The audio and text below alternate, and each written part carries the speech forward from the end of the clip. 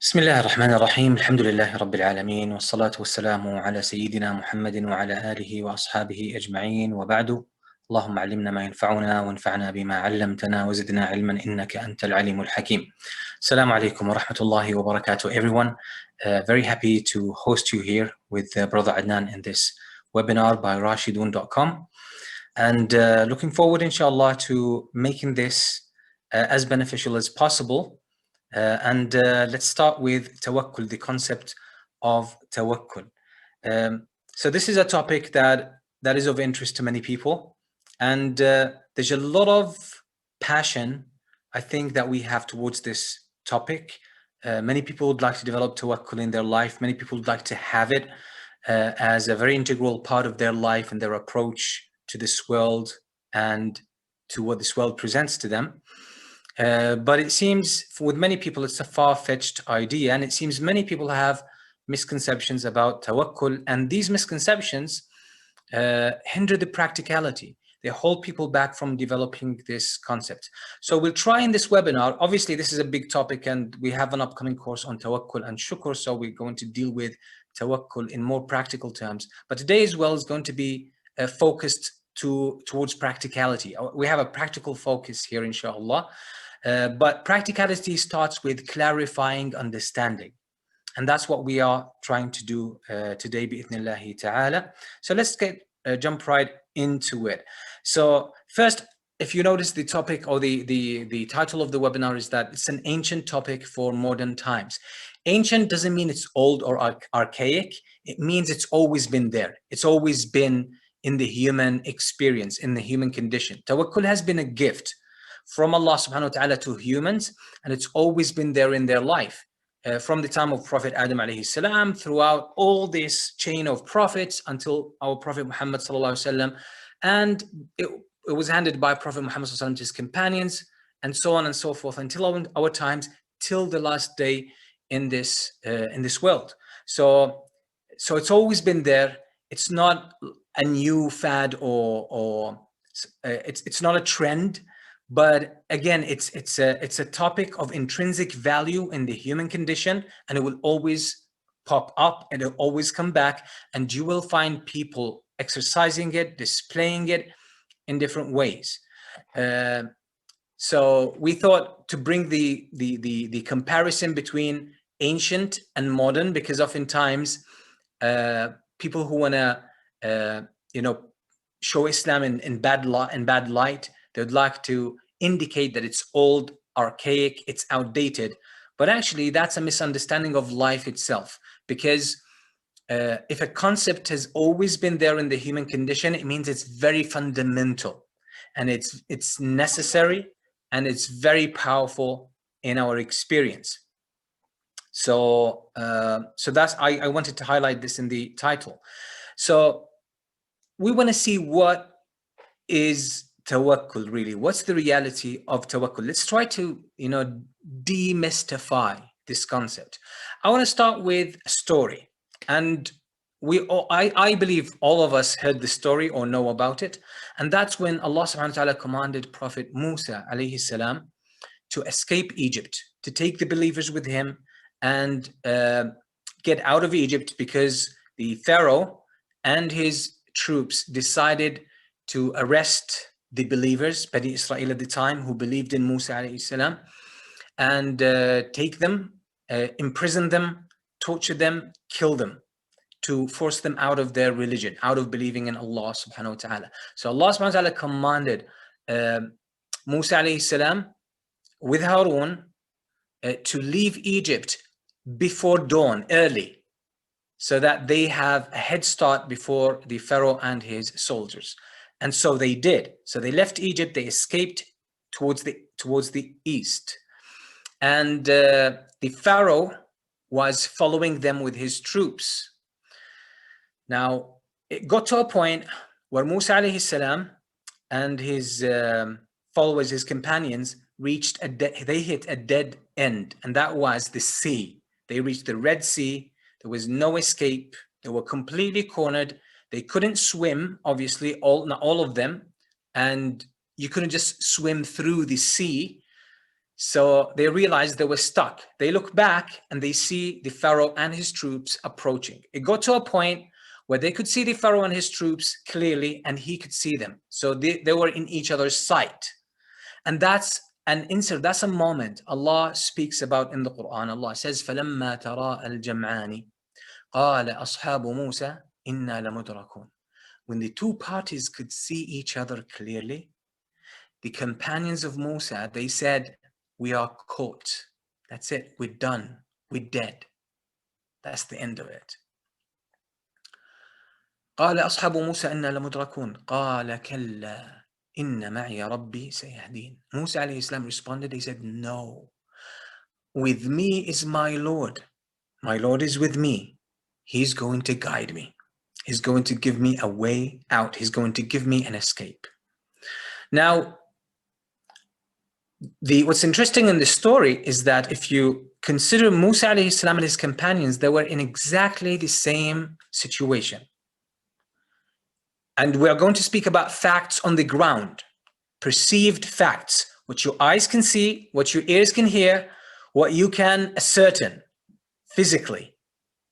And speaking in practical terms, as people say sometimes, get real. You know, when you show signs of trust in Allah, people will tell you, hey, get real. You know, just deal with the facts, deal with the brutal facts on the ground. So what they mean by brutal facts is only the physical facts, the facts that you can perceive with your five senses. So let's look at these facts.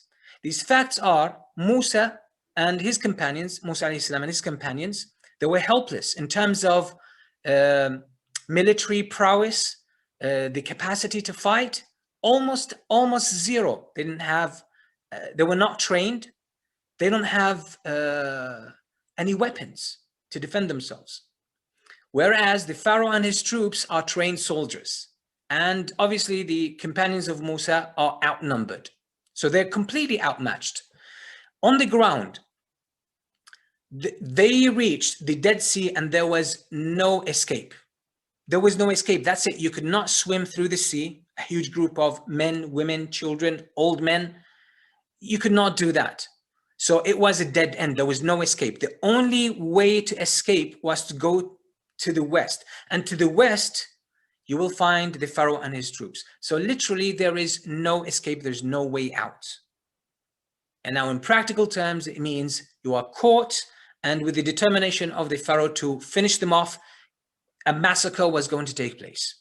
This is the world that the companions of Musa alayhi salam perceived. That's what, for them, that was reality, and that's all they could see. And thus they reached a conclusion: we are caught. We're done. That's it. The Pharaoh is going to catch us. They're going to kill us. Now, in modern terms, in today's terms, they say, well, that's actually, you know, practicality. That's a very reasonable estimation or calculation or analysis of the situation. Now, this was the world they lived in. Let's make a shift to another view on reality. And that was Musa alayhi salam. Musa alayhi salam could see all of these facts, but his vision was not limited to his five senses. He was living in a world that is bigger than this. So he was living in a world that's bigger than the world of his companions. And that's why his response reflected what kind of world he was living in. He was experiencing, literally experiencing. Now, Musa alayhi salam was not making stuff up. He was not imagining things. No, he actually was in tune with another world as well, another world plus the world that is perceived by the five senses. And that's why he spoke from that worldview. He said, no. When his companions said, that's it, we're caught. That's the inevitable result. We're going to be caught. We're going to be punished. We're going to be killed and persecuted. He said, no.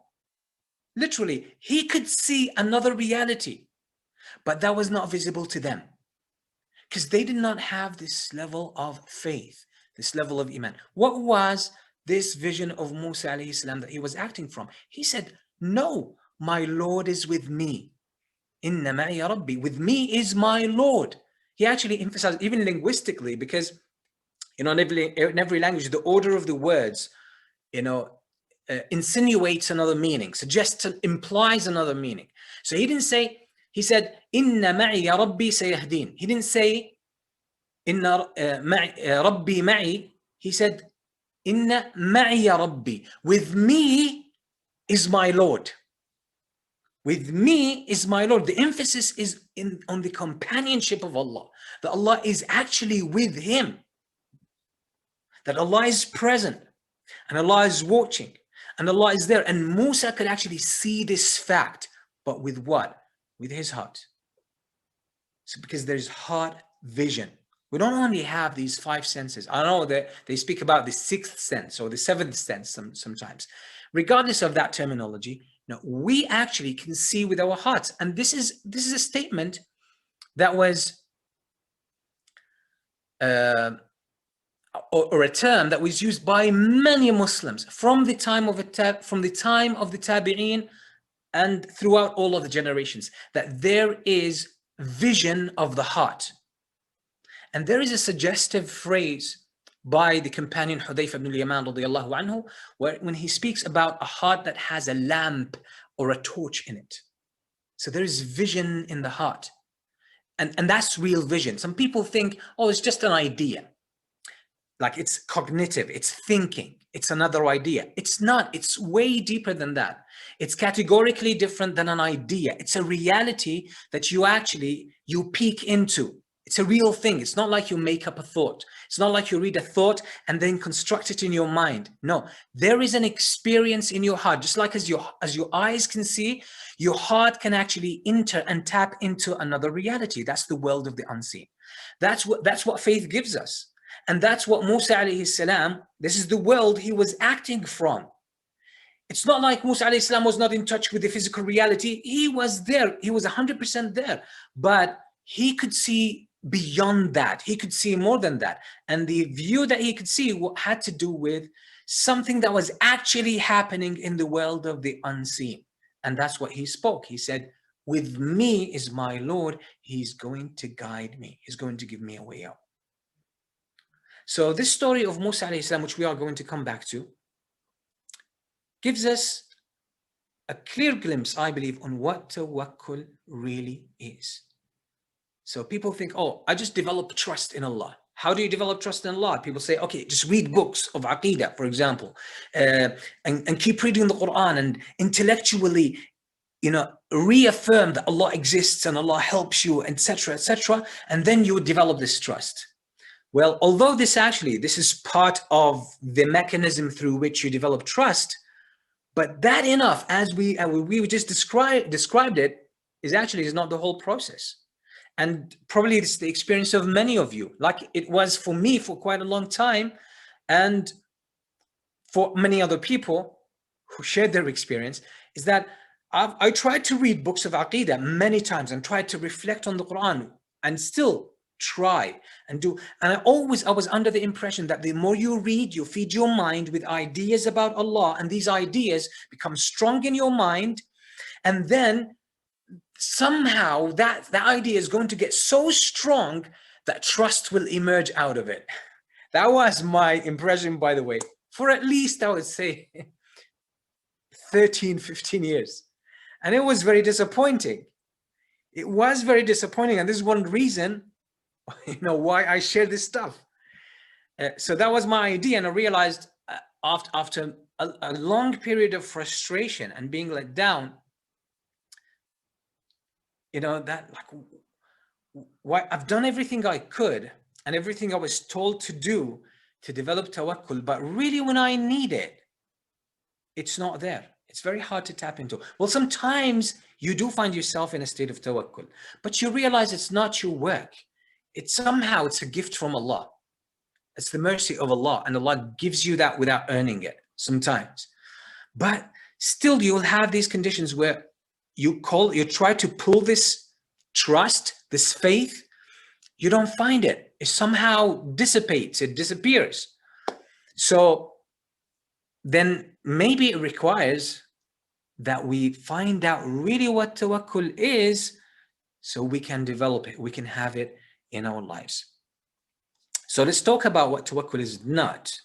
And by knowing what tawakkul is not, that actually helps us, understand what tawakkul is. And here I'll draw the, the famous story of Thomas Edison, that when he was experimenting to try to, devise what we know as the electric light, the first electric light. The famous story goes as something like he had 9,999 attempts, to make the electric lamp. And in this last attempt, it blew up in his lab. And one of his assistants, he said, like, when are you going to stop experimenting? Like, this is 9,999 attempts, and you haven't figured out, how to make the, what you call the electric lamp. When are you going to stop? He said, no. I'm happy about this, because now I have 9,999 ways not to make the electric lamp. And this is a knowledge that we usually overlook. And this is why we think, this is why we don't value failure. Failure teaches you. And part of finding out what you need to do, or what needs to be done, on the right way of doing something, part of that, many of the steps towards this, is actually finding out the ways not to do it. These are necessary. And many times when you listen to people of knowledge, by the way, and people of expertise, and people who have reached the heights of their career or their profession or their skill or whatever, if you look, you actually, when they do something, it seems, so easy. It's very seamless that you feel tempted, oh, that's something everyone can do. Yes, but you don't see what's in the background. In the background is that these people have figured out probably thousands of ways this should not be done. And you don't know this. So you are very likely to fall in the ways that something should not be done. And that's why you stumble. That's why you fail. But these people were willing to persist and keep going in order to find out how what they want doesn't work, so that eventually they know how to avoid these ways, and then they can eventually stumble on the way for that thing to work. That's how success really works. And for us to understand what tawakkul is not actually helps us, understand really what tawakkul is. So first of all, tawakkul is not an idea.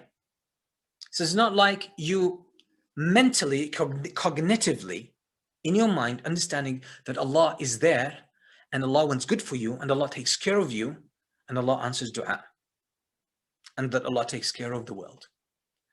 I mean, you can try to drill this in your brain as many times as you want, but as long as it's an idea, when you need it, you won't find it.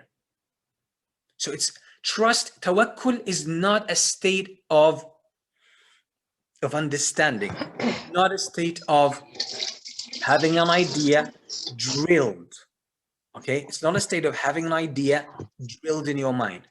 I can hear some noise in the background. So please, guys, if you can all check and make sure that your mic is muted. I know that everyone is muted, but sometimes there's glitches with the software, so somebody might just be unmuted. So just make sure that your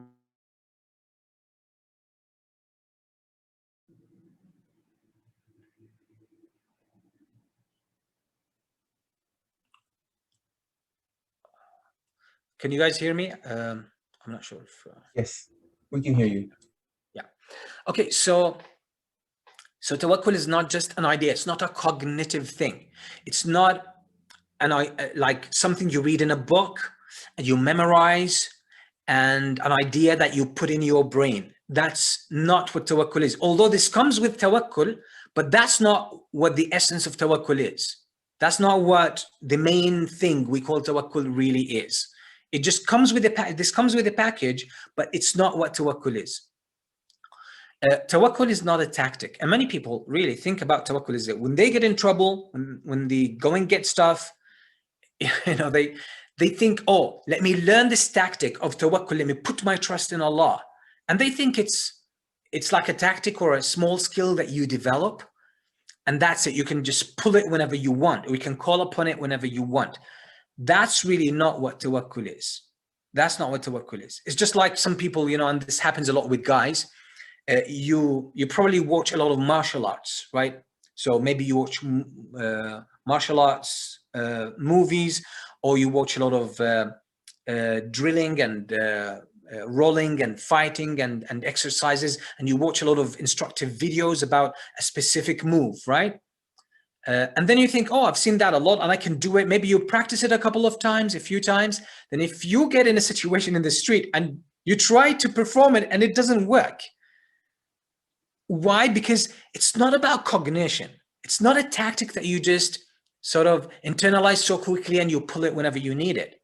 It's more than that. It needs to be conditioned. It's more than a tactic, okay? Many people, again, which is connected to the previous one, think it's a quick fix. That, hey, tawakkul is only in specific situations, when I get in trouble, or when I want something done, or when I'm just embarking on a big project, I need tawakkul. That's it. So let's put tawakkul in the closet, and when we need it, you know, we can just get it off the shelf and put it to use. That's not how it works. And many people think, yeah, it's just put it to use. And I'll explain why where this mentality comes from and why it's very common in our times. And follows from this, many people think it's a switch. Like tawakkul is just a switch, a light switch, and let me put my trust in Allah. And you actually find this with people who give advice. You know, you find yourself in trouble, you're troubled, you're not feeling good, you're worried about something, and people say, hey, trust Allah. As if you're just going to say, yeah, switch, and, you know, get into a state of trusting Allah subhanahu wa ta'ala. But this is actually not how tawakkul really works. So we're just saying what tawakkul is not. And this also is connected to the others, to the previous ones, is standalone skill. People think, oh, yeah, they fragment it. Tawakkul is just one thing. Let's learn it. Let's figure it out. Let's use it. Let's do it. And that's it. So they look at tawakkul as this individual, independent skill that you need to work on. That's it. It's not connected to other things. It's not connected to your relationship with Allah. It's not connected to your sins. It's not connected to your prayer. It's not connected to the state of your heart. You know, that's how they see it. It's just one separate thing. Just, you know, think well of Allah, put your trust in Allah, and that's it. Well, none of this is actually tawakkul, although some of these might be included in the process of developing tawakkul, but none of them is tawakkul per se. So let's see what tawakkul really is. So first, tawakkul is a product of spiritual fitness. And here I want to bring the analogy, which I guess all of us know because it's part of our, you know, culture today. It's a global thing. Everyone is after fitness, being in an ideal weight, eating healthy, keep your body active, make sure, you know, whatever, like fat percentage in your weight, etc., whatever, all of that is in good shape. So you know that you cannot perform well in any sports. You cannot have good stamina unless you are fit, unless you have conditioned yourself. So let's take the first two points together. It's a lifestyle. Like somebody says, hey, just lose weight. Many people say, hey, have trust in Allah. It's just like someone saying, hey, lose weight, as if you're just going to shed this weight on this spot. That doesn't work. The same thing applies to tawakkul. Tawakkul is comparable to being fit, unless it's a lifestyle, and unless you work on it, unless you condition yourself, unless you're committed to it over a long period of time, you know, tawakkul will most likely not be part of your life, will not be an integral part of your life. Why? Because there's exceptions where Allah subhanahu wa ta'ala is going just to give you a gift, where He's going to put your heart in a state of trust and faith and tawakkul. So this is an exception, but generally speaking, you will not develop that spiritual fitness. So tawakkul is actually,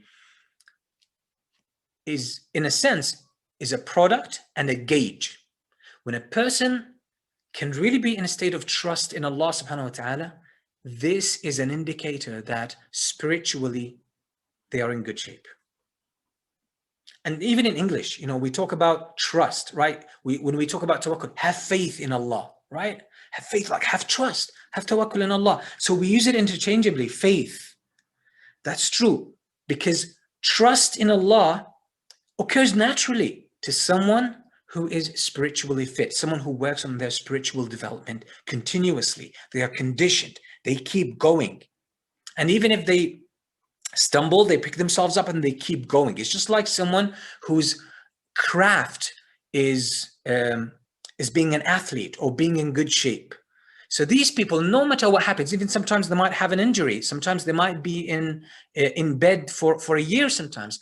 But you're surprised once this person heals, once they recover, they're back on track in a couple of months. They really pick up the speed so quickly.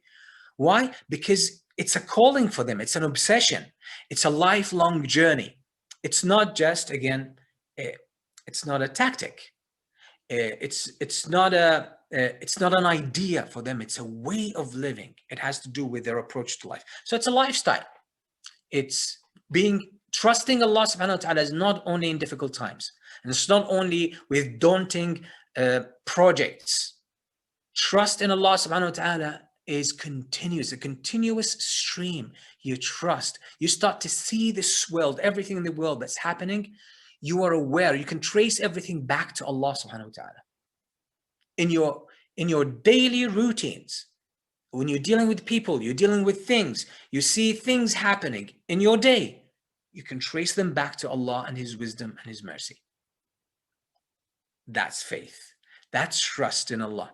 When you are so connected to Allah, when you can see how Allah is dealing with you throughout the things that happen in your day, now for you, trust in Allah is a given. It becomes natural. I don't want to say second nature, because it's actually first nature, but you just need to recover it. It's a long-term goal. And as I said, it's like physical fitness.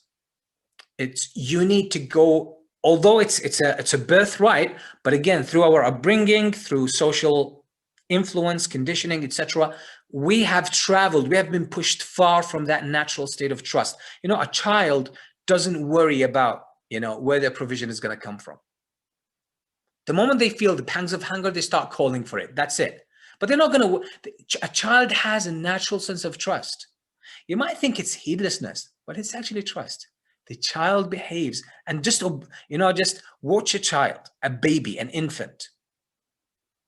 And you'll see they're carefree. Literally, they're carefree. The only thing they respond to is immediate impulses.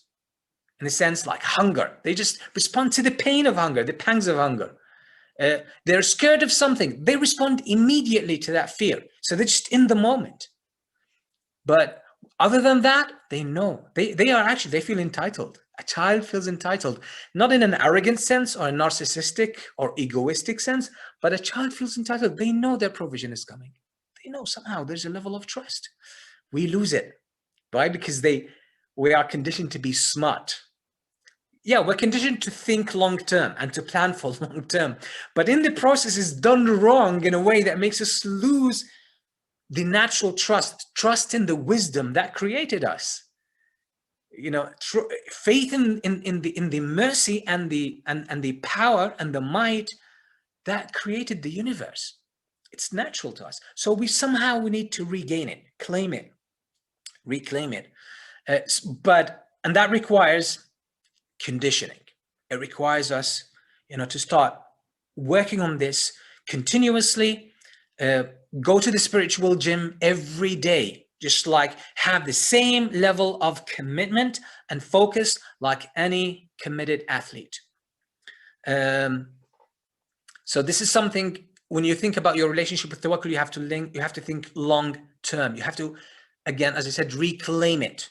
You have to develop it. You have to condition yourself. You have, to be accurate, you have to condition out the things that you've learned that have disconnected you from the natural state of trust.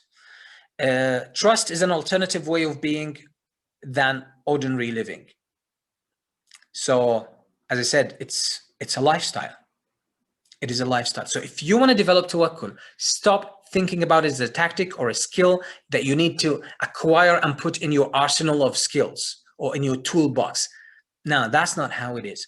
Think, if you want tawakkul, that means it's a commitment. You want to become a tawakkul person. You want to become a tawakkul athlete. You want to become a tawakkul professional. That's how you think about tawakkul. You have to shift. Same thing. If you are overweight, you can't think of just, changing a little bit of things here and there, or maybe taking a pill and then you will go back to healthy weight. It doesn't work like this. Same thing. You can't get to tawakkul just by making small changes in your ordinary way of living. You have to change drastically to be able to have tawakkul in your life.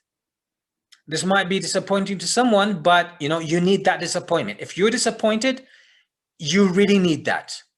Hopefully it will wake you up, because then you think you just want to live this life and you want to pick from Islam whatever you feel is useful to you and then use this stuff to serve you. That's not a good place to be in. You need to change your relationship with yourself, change your relationship with life, change your outlook on life completely if you want tawakkul to be part of your life. So it's part of a complete system. It's not just, again, this is why you cannot compartmentalize. You cannot take tawakkul in isolation or separation. It doesn't stand alone. It's part of a system, and it can only be adopted with the whole system. It doesn't come by itself. So, what is the most important fact you need to keep in mind about tawakkul is actually trusting what your heart sees versus only trusting what your eyes see. Because tawakkul, many people think tawakkul is disconnection from reality. Don't pay attention to reality. No, that's wrong. That's naivety. You pay attention to reality, you see reality as it is, but you see even beyond that. Your eyes see what they can see, and your heart can see what it can see. That's the difference. So you have this double vision. You have these two layers of vision. You are tuning into the physical world, the material world as we know it, and you are also tuning into the unseen world, and you see a fuller context, a bigger context. And it's not you acting from imagination, you're acting from reality. Actually, the vision of your heart is stronger than the vision of your eyes. Is stronger. It's more. You can be, if you really cultivate heart vision, you are way more confident with that vision than you are confident with what you see with your eyes. And I'll give you a simple example. If you have one of your core values, and this should be something virtuous, I'm talking about justice. If someone is to violate, let me say, sense of family is a very beautiful Islamic value, sense of family. If there is someone to come and attack your family, assault your family, and you are someone who does not like conflict, you avoid conflict, you like peace, you're so easygoing, you're a very nice guy, or you're a very nice sister. Someone is just going after your family, and you are totally against violence, but it gets to the point of defending your family, you find that this value of family, which you have not seen with an eye, you don't see a value with an eye, but it's something that your heart sees. And your heart is so sure about it, then even if you are not confident of your physical, ability to fight, you're going to find yourself fighting. And you might fight very strongly. It happens a lot with mothers. You find they can muster some kind of physical power and courage that is way beyond their daily living. How is this? Why? Because this is heart vision. It has been challenged. And this heart vision is so sure of itself that it is willing to risk, even a mother is willing to risk her own life for the sake of dealing with something like this. That's heart vision. This is how sure you are. It's very strong and you find yourself rooted in it. This is something you can tap into. So trusting Allah subhanahu wa ta'ala is actually of that nature. It's just we have not uncovered it yet. We have not got in touch with it. We have not reclaimed it yet. So trust in Allah is the vision of the heart. It comes from your soul. It doesn't come from your mind. It's not an idea. It has nothing to do with that. Although when it's in the heart feeds the mind, and then you will get it in your mind as well. But it's not about the mind. It's something that you feel in your very being.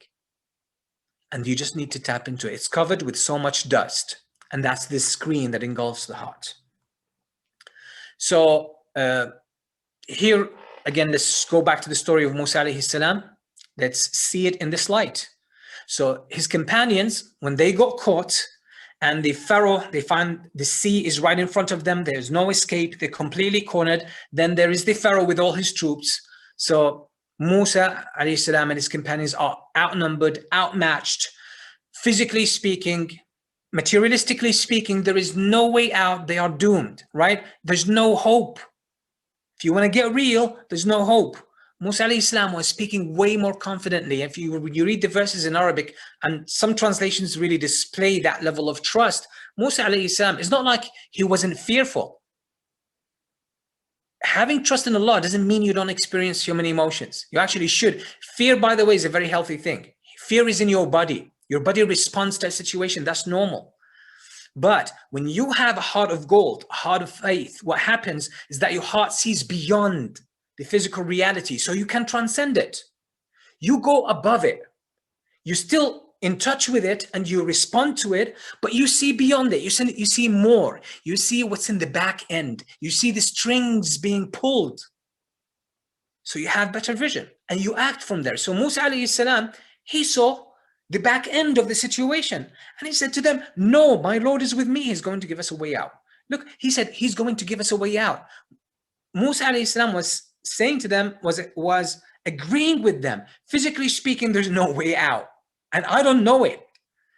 But I can see the strings being pulled by Allah subhanahu wa ta'ala. And I know in my heart, I see the mercy of Allah. I see the promise of Allah being fulfilled. And that's what he was acting from. And guess what? When you actually reach that level of trust, that level of your heart being so present, your soul being so, there in your life, in your experience, you're coming from that dimension of who you are, what happens? Your relationship with reality changes. Things start to change. And that's what the Prophet ﷺ said in the authentic hadith. وَالَّذِي نَفْسِي بِيَدِهِ لَوْ أَنَّكُمْ تَوَكَّلُونَ عَلَى اللَّهِ حَقَّ تَوَكُّلِهِ لَرَزَقَكُمْ كَمَا يَرْزُقُ الطَّيْرُ تَغْدُو خِمَاصًا وَتَرُوحُ بِطَانًا. Wallahi, if you trust Allah as He truly deserves, then He would provide for you just as He provides for birds. They leave their nest in the morning with empty stomachs, they come back full. That's it. It's a given. It's a given. So the Prophet ﷺ is indicating that trust in Allah, acting from that dimension, seeing reality from that dimension, actually changes your reality. So that's what Musa alayhi salam did. He said, no, my Lord is with me. It's not that he wasn't fearful. Some people would assume that he wasn't. No, he was. He experienced the fear. There was a situation you respond to. Your body responds to it.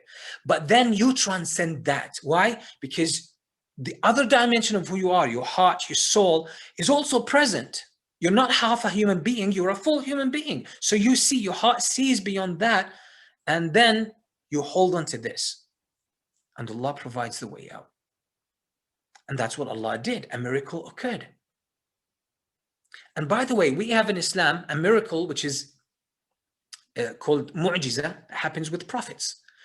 But we have another type of miracles that is called karama, an honor, an act of honor. Allah honors righteous people. And thus Allah breaks the norms for them. It's called karama. And that's what happens. When you trust in Allah, things start moving in according to different dynamic.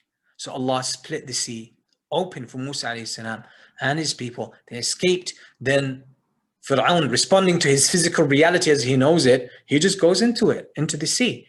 And then it clamps back on him and his soldiers, and they drown and die. Prophet Yaqub alayhi salam, some scholars of tafsir, they say Yusuf alayhi salam was away from his father for 37 years. 37 years. That's a long period of time.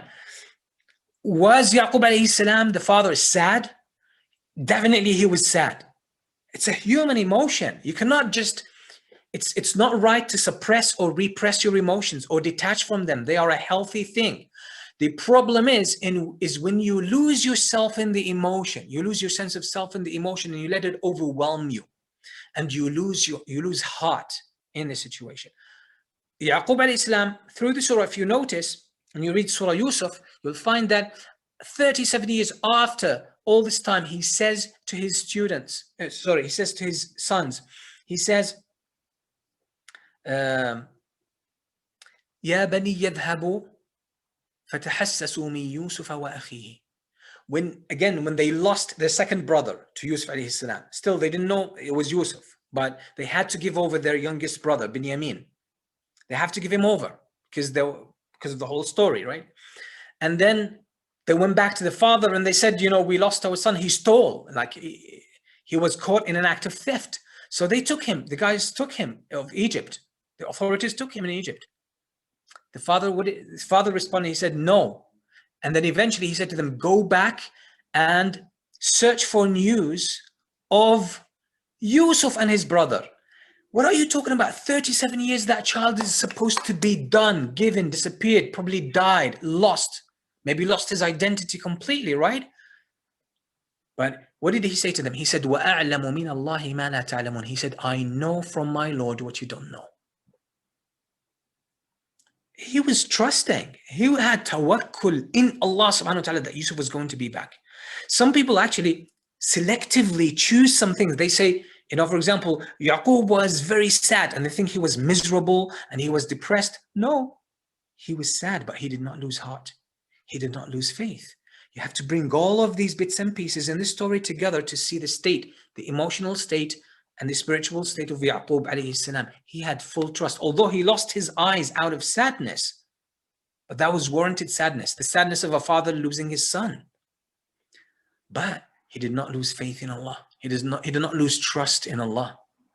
And that kept him going. And even when there was no even thread of clue about Yusuf alayhi salam, 37 years later, he says, search for you, because that was the darkest moment for him. His trust in Allah even increased. He tapped more into his heart vision. He transcended, the perceived reality. Then we have a story from Prophet Muhammad ﷺ and his companions after the Battle of Uhud, when 70 companions were killed.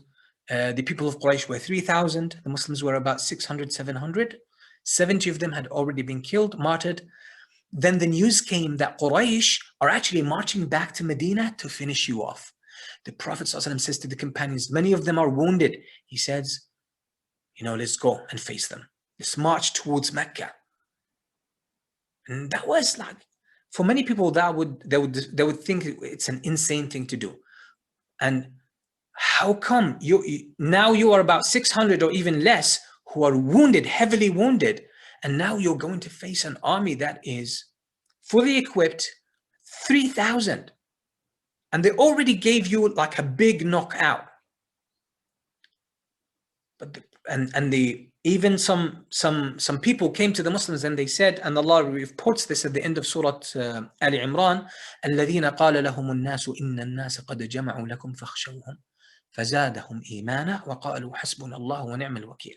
These are the ones who somebody came to them and they said, hey, people are gathered, Quraysh have gathered to you, more people to you, and they're coming to you. I recommend you go back to Medina, don't march towards them.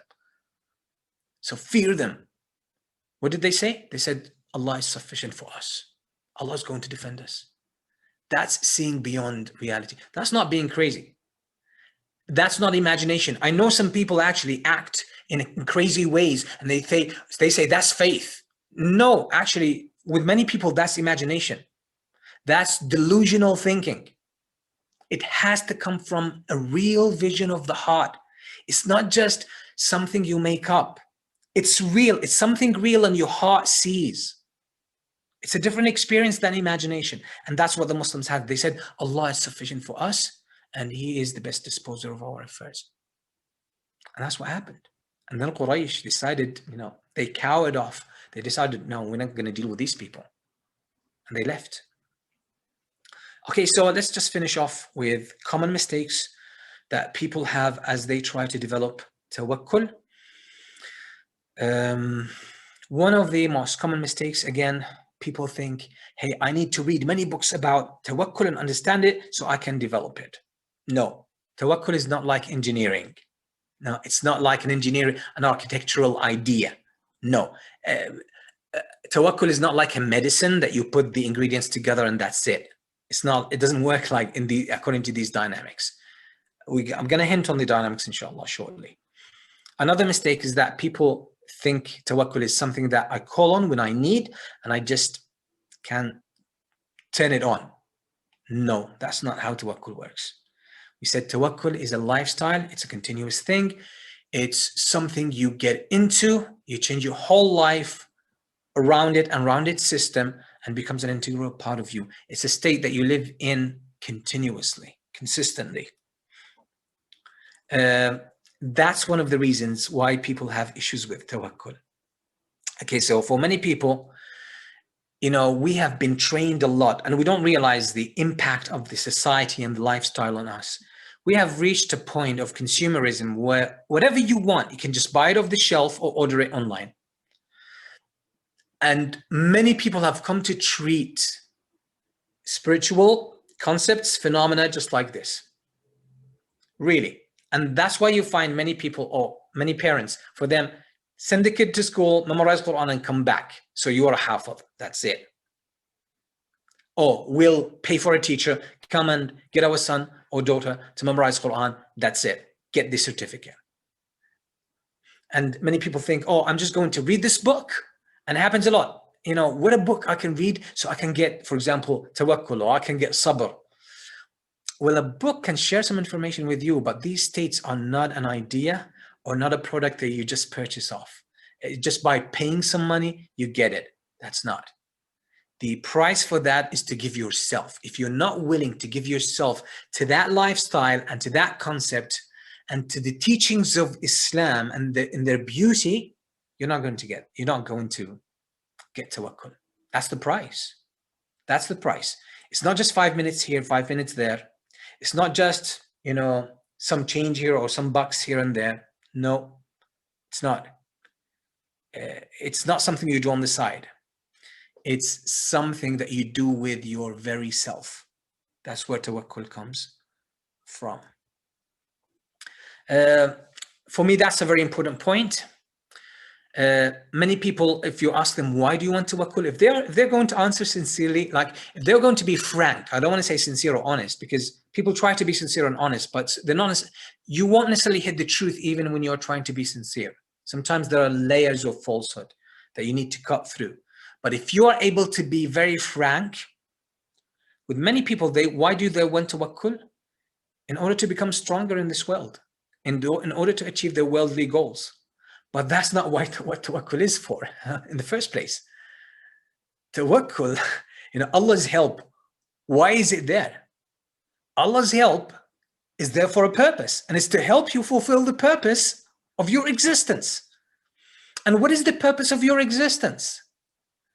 The purpose of your existence is actually to be part of Allah's great plan for existence.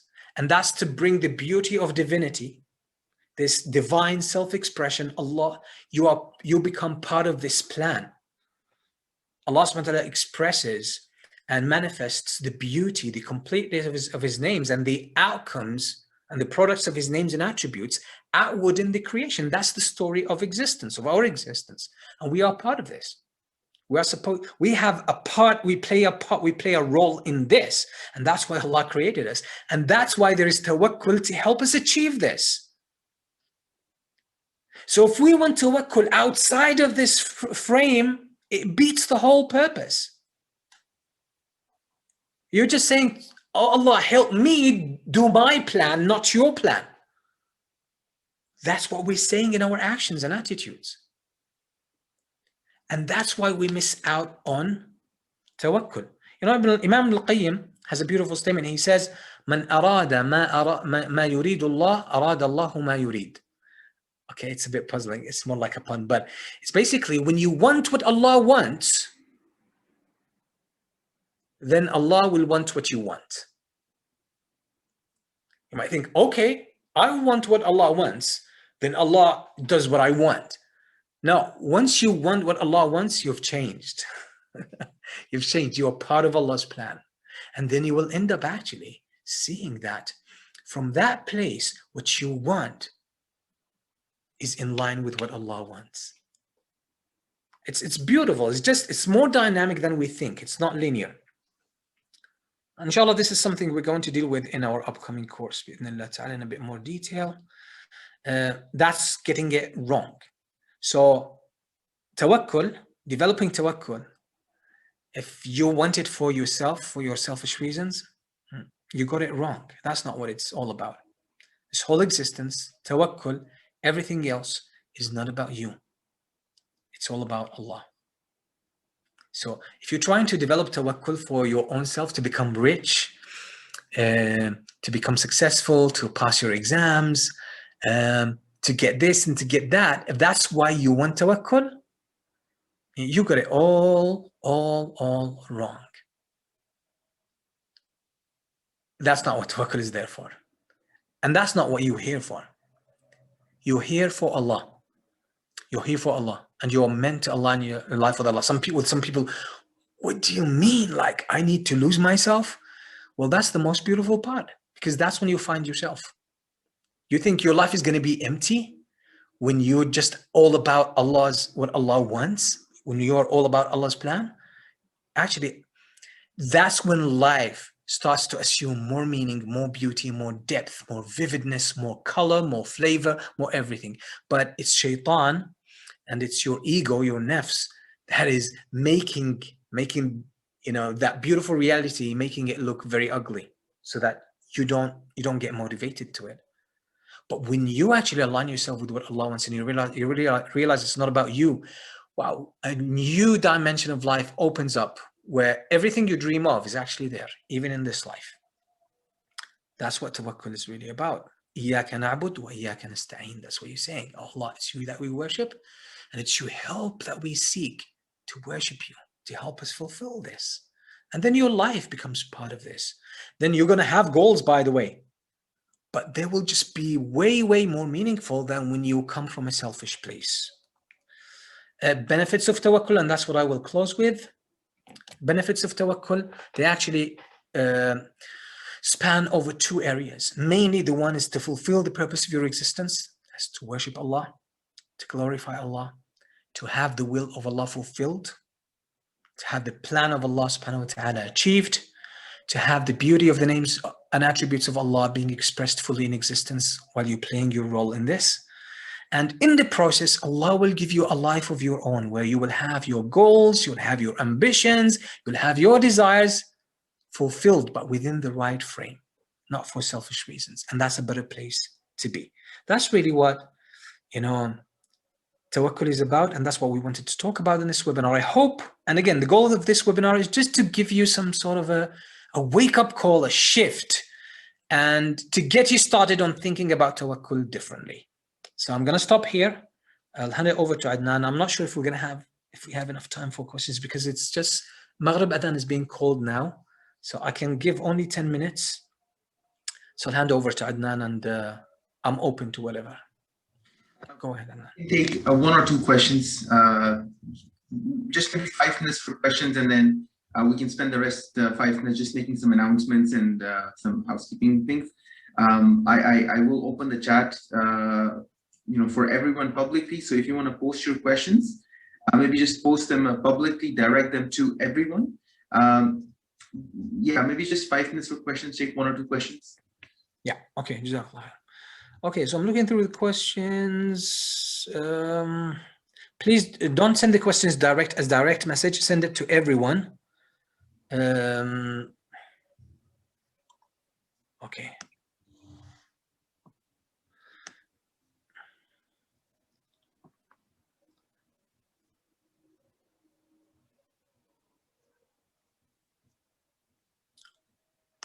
So we've got about 4 or 5 questions. I will close the chat just so that it's not overwhelming. So okay, good. Sheikh, I won't say we have to cover all the questions, but whatever we can in 5 minutes. And those asking when the recording will be made available within 4 or 5 days, inshallah. Okay, so I'm just reading. I'm trying to pick a good question. So there's good comments. Jazakallah khair, everyone, for your good comments. I really appreciate that.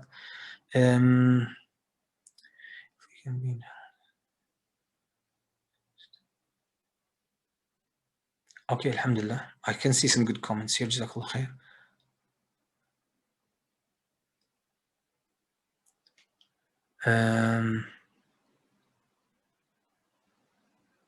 Okay, good question by Atif. And Atif always had good questions. Jazakallah khair, Atif. When we give for the sake of Allah, even though our financial condition is not that good, does such an act help us develop more tawakkul? It depends. That's why this is a good question. It depends. Where is giving coming from? Because if you are giving and testing Allah, you want to try Allah out, that's not a good place because it's doubt. But and this is why sometimes I want to give this story of Umar al-Khattab, famous story of Abu Bakr and Umar al-Khattab radiyallahu anhuma. The Prophet ﷺ encouraged the Muslims to contribute to a cause. Abu Bakr went home. Umar al-Khattab went home and he brought half of his wealth. And he said, today I will do better than Abu Bakr. I'll come first. So he brought his share, and the Prophet ﷺ said, what did you leave for your family? He said, I left half of my wealth. Abu Bakr came, not seeing what happened with Umar, he came and he gave the Prophet ﷺ a sack of money. The Prophet ﷺ said, what did you leave for your family? He said, I left Allah and His Messenger for my family. Umar al-Khattab thought, I can never compete with you. Now the question is, why do you think Umar al-Khattab did not go back home and bring the rest, the other half? Because he gave that from his heart. That's it. More than that, it seems he could not reach that level of Abu Bakr. So Abu Bakr was giving from trust. Trust, not again I just trust. No, your heart sees, your heart is confident. So that's where it's coming from. Now, there are areas where you are on the fence and there is trust, but yourself is pushing against it.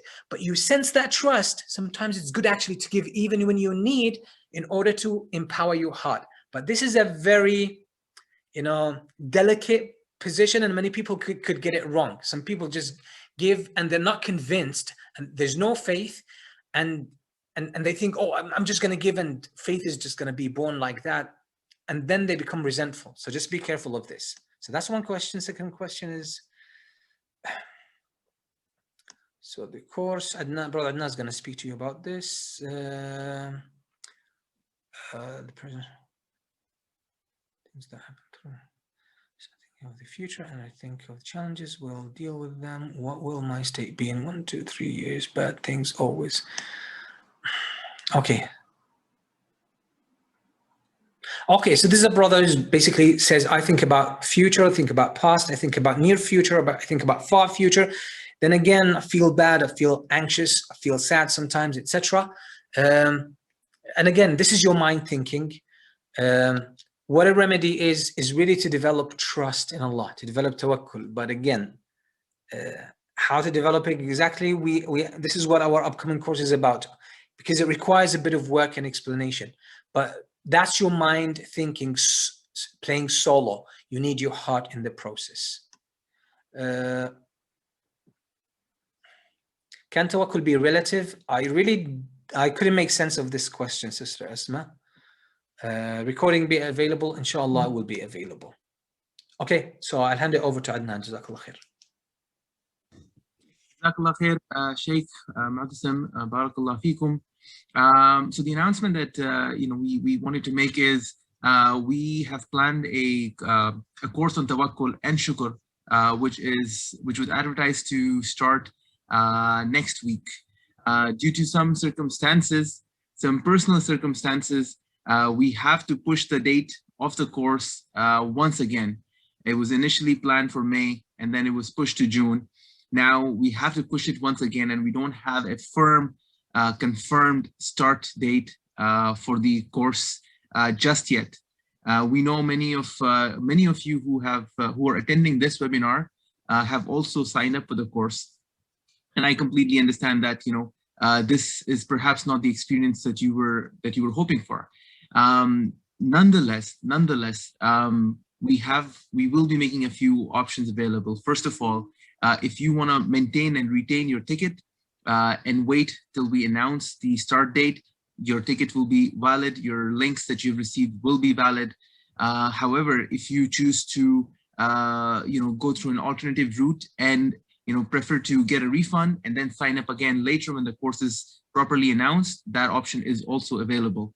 And in the meantime, what we are actively working on is Rashidun's website, and we have come very close to just finalizing how the UX UI interface looks like of the website. The structure and the framework is built, and once everyone who has registered for the course on Tawakkul and then you retain your registrations, inshallah, as a gift from Rashidun, we would be offering you all 2 months of free subscription to the website. This is as a gift, and this is as our way of recompensing you for the inconvenience caused. It's with a heavy heart that I announce this. It's not easy for me to say this just because. Adnan, let me come in here, please. Yes, please. So Jazakallah khair, Adnan, for introducing this. I'm actually, so it's apologies, but I am personally going through some very pressing conditions, very challenging conditions. Alhamdulillah, managing, but it's just, I had a discussion with Adnan recently because we had to make a choice either to compromise on the quality of the course and delivery or compromise on the time. And we both agreed that, we want to maintain a good level of quality, the quality that you have seen from Rashidun in the past 2 courses, which is the Qadr course and the first course, which was done with the Bridging the Gaps Foundation, which is on the names and attributes of Allah. So we had to make a compromise. And again, my apologies, it's my personal thing. It's my personal conditions. But again, I realized that if we maintain the time of the course, I might not be able to be like fully present and be able to deliver as I want, or as I really, according to the level that we've promised to maintain. So again, as Adnan said, with a heavy heart, we just decided to compromise on the time. And we understand this comes with a lot of inconvenience, and we apologize. And as we said, inshallah, those who, as Brother Adnan explained, those who would like to get a refund, they can get a refund. Those who wish to retain or to maintain their subscription, we can keep it. And we don't want to give a date as yet, just not to disappoint you again with this regards. And inshallah, we are hoping that inshallah, we would actually find a mechanism to avoid making this happen again. So you can either get a refund or you can maintain your position, but we're offering a gift for all those who decide to stay and wait until we announce the new dates, as Adnan said, to have a 2 months of subscription. Well, inshallah, there will be a lot of content shared. There will be a lot of special videos shared, some audios as well. And so there will be a lot of content for your daily consumption and some written material, bi'idhnillahi ta'ala. So I just needed to make this, say it myself and not leave the burden completely on Adnan. Jazakallah khair, hand you over to Adnan again. No, Sheikh, I think I have nothing else to add. For questions, for inquiries, our email is open. Inshallah, I'll do my best to respond everyone in time. So please feel free to email us at admin@rashidun.com. Jazakumullahu khairan, Sheikh Moutasem, for the webinar today, and for everyone else for attending. Inshallah, this will be made available in 4 or 5 days. And I look forward to engaging everyone once again. Jazakallah khairan. Assalamu alaikum wa rahmatullah.